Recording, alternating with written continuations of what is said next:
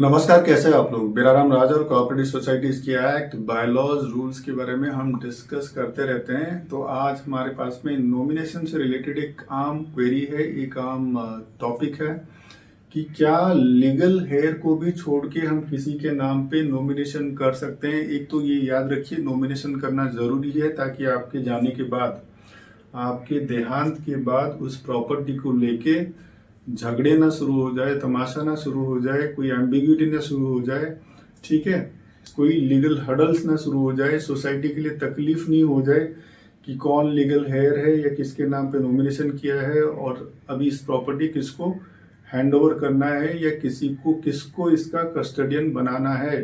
ठीक है, तो क्या आपकी सोसाइटी के सामने वाला चाय वाले के नाम पे, आपके घर पे देने वाला दूध वाले के नाम पे, आपके मेड के नाम पे या किसी के नाम पे आप नॉमिनेशन कर सकते हो क्या, उसको नॉमिनी बना सकते हो क्या। तो जवाब है कि हाँ, बना सकते हो।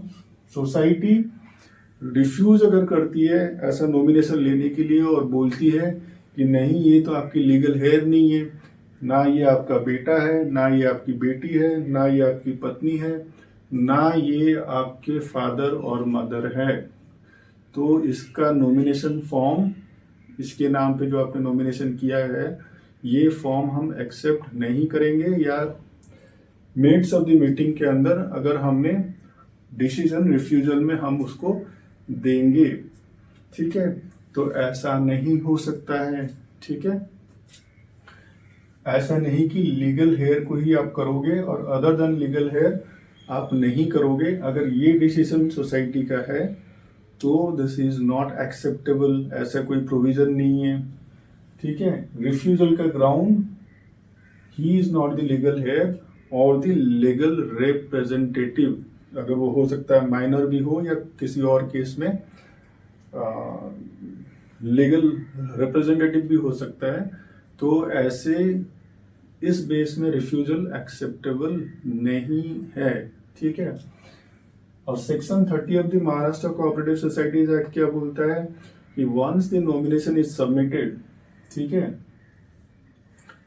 इन अकॉर्डेंस विद द रूल्स को फॉलो करते हुए नॉमिनेशन फॉर्म आपने सबमिट किया, ठीक है, किसी को नॉमिनी बनाते हुए, society is obliged to accept it and record it. वो आपको सोसाइटी इनवर्ड में लेना पड़ेगा, वो तो करना ही पड़ेगा। इंटरनल मैनेजिंग कमेटी की मीटिंग बैठेगी, वहां पे उसको मिनट्स ऑफ दी मीटिंग में मिनट बुक में आपको रिकॉर्ड भी करना पड़ेगा।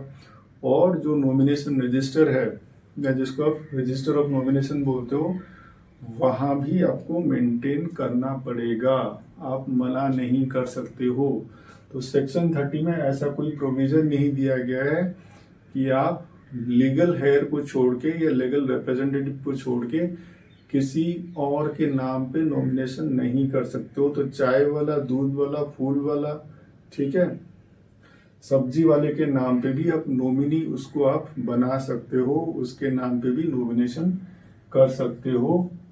Only when no nomination is done, ठीक है, आपने किसी को नॉमिनेशन किसी के नाम पे आपने किया ही नहीं, उस केस में फिर सोसाइटी कौन लीगल हेयर है, ठीक है, वो डिसीजन करने का हक उनके पास में है। वो प्रोबेट कोर्ट का प्रोबेट ऑर्डर वो मांग सकते हैं। ठीक है, society can ascertain the legal representative before transfer of share and interest. ठीक है, उस केस में सोसाइटी मांग सकती है जहां पे किसी के नाम पे नॉमिनेशन है ही नहीं, कोई नॉमिनी किसी को आपने बनाया ही नहीं। इसके regarding there is a judgement, there is a precedence of Om Siddhraj cooperative housing society limited versus the state of Maharashtra and others 1998। ठीक है, तो नॉमिनी आप किसी को भी बना सकते हो, जरूरी नहीं है कि आपके लीगल हेयर होंगे उनको ही आप बना सकते हो। ठीक है, तो ऐसे ही कोऑपरेटिव सोसाइटीज के एक्ट, बायलॉज एंड रूल्स के बारे में आगे भी हम डिस्कस किया करेंगे। आप हमारे साथ में जुड़े रहिए। आप सबका बहुत सारा धन्यवाद।